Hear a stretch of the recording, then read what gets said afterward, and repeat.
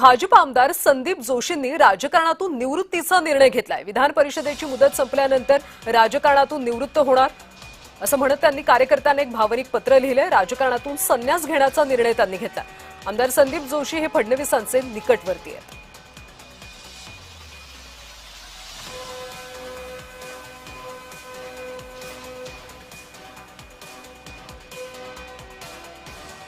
तर जोशी समर्थकांचं सध्या आंदोलन सुरू असल्याचं सुद्धा आपण पाहतोय।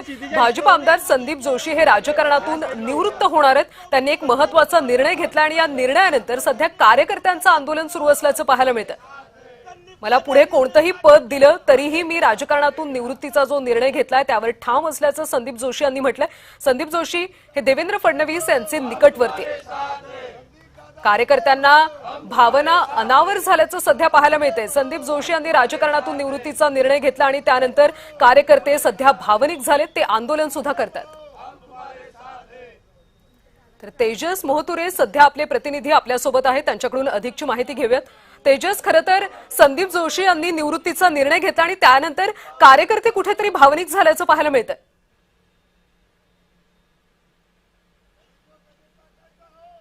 तेजस, माझा आवाज पोहोचतो? बोला।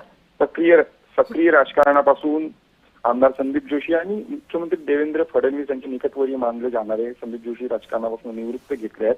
त्यांनी सकाळी जे आहे ते समाज माध्यमावर पत्र जाहीर केलं आणि एकूणच आपली जी भावना आहे त्या पत्राच्या माध्यमातून त्यांनी मांडली आहे। सामाजिक व क्रीडा क्षेत्रात प्रकल्पासाठी पूर्णवेळ काम करण्याची घोषणा सुद्धा दिली। त्यामुळे भाजपच्या कार्यकर्त्यांमध्ये आश्चर्याची चर्चा आहे, त्यांना धक्का बसलेला आहे। संपूर्ण संदर्भात जर बघितलं असेल तर संदीप जोशी यांच्या कार्यकर्त्यांना जे आहे ते त्यांच्या कार्यालयासमोर गर्दी केलेली आहे।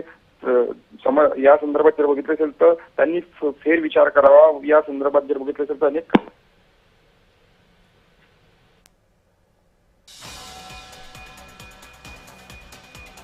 आपण पाहतोय भाजप आमदार संदीप जोशी यांनी राजकारणातून निवृत्तीचा निर्णय घेतला आणि त्यानंतर कार्यकर्त्यांना एक प्रकारे धक्का बसल्याचं पाहायला मिळतंय। हे सगळे कार्यकर्ते सध्या आंदोलन करतायत, भावनिक झाल्याचं पाहायला मिळतंय। खरं तर संदीप जोशी यांनी एक पत्र लिहित आपण राजकारणातून संन्यास घेत असल्याचं म्हटलंय।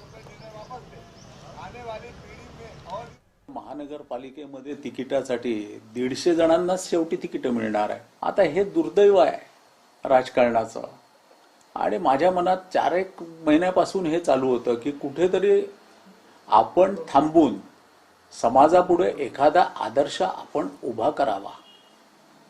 थांबायचं म्हणजे काय तर राजकारणातून, सक्रिय राजकारणातून निवृत्ती घ्यायची।